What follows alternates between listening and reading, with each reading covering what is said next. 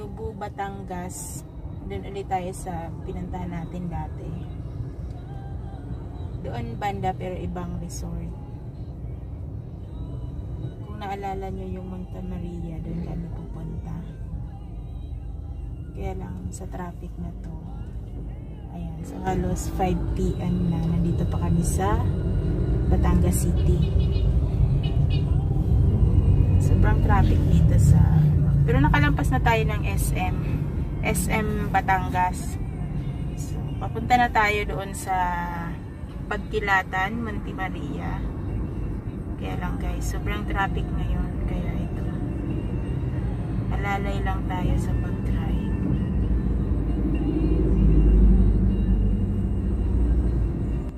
Medyo malayo yung ating biyahe ngayon. Galing tayo ng Alabang, Muntinlupa. Umalis tayo doon ng 2:30 PM. Tapos ngayon nandito na tayo sa Batangas. Halos 3 hours na tayong nagbibiyahe. Duman tayo ng expressway. Kaya lang pagdating natin dito sa exit ng tollway, ay ito na yung ating nadatnan. Sobrang traffic. Magkabilaan yung traffic. Hindi rin tayo makaabante.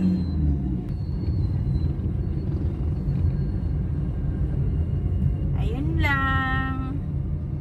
So, nakabook na tayo. Naka-down payment na tayo sa resort.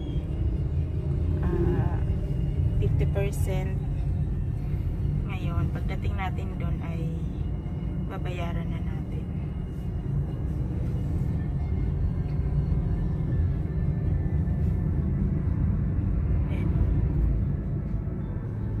Barangay ito, Libu. Barangay Libu, Batangas. Siguro dito lang naman yung traffic pagdating natin dun sa unahan. Yung packet na tayo dun sa bundok. Ito naman yung entrance dito sa may Pelagic Resort. Bali, ito yung kanilang gate. Pagpasok mo dito ay makikita mo yung kanilang parking area. Tapos meron sila ritong basketball court na pwede ka maglaro kapag ikaw ay naboboring na kung ayaw mo mag-swimming. At yung kanila namang karaoke ay pwede ka rito magkanta. Ito naman ay unlimited para sa mga guests. Tapos nandito rin yung kanilang shower area. After mo maligo sa dagat, pwede ka na mag-shower. At ito naman yung kanilang swimming pool na kapag gabi na hindi ka na pwedeng maligo sa dagat, ay pwede ka rito maligo sa swimming pool nila. Sa limited naman dito. Dito naman yung entrance information nila. Pagpasok mo sa gate ay makikita mo kaagad dito. At ito naman yung oras ng pagkanta. Hanggang 10 PM, yung swimming 10 PM, at saka yung sa may dagat ay hanggang 6 to 6 PM pa. Dito naman sa side, ito yung kanilang mga rooms, mga cottage. Yung cottage sila ay banda sa dagat yun. Dito sa Pelagic ay meron na rin silang parang barko na pwede kang magpa-picture-picture dito.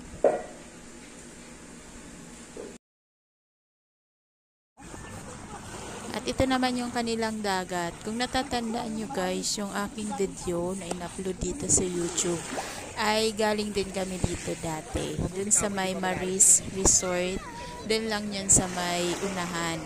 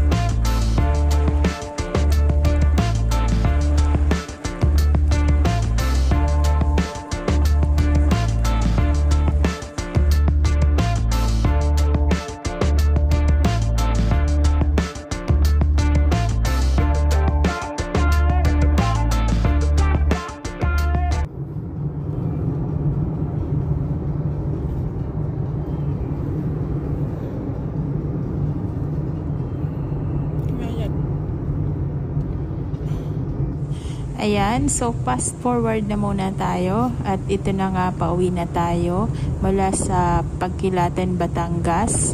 Ngayon, nandito na tayo sa Santa Rosa, Laguna at pauwi na.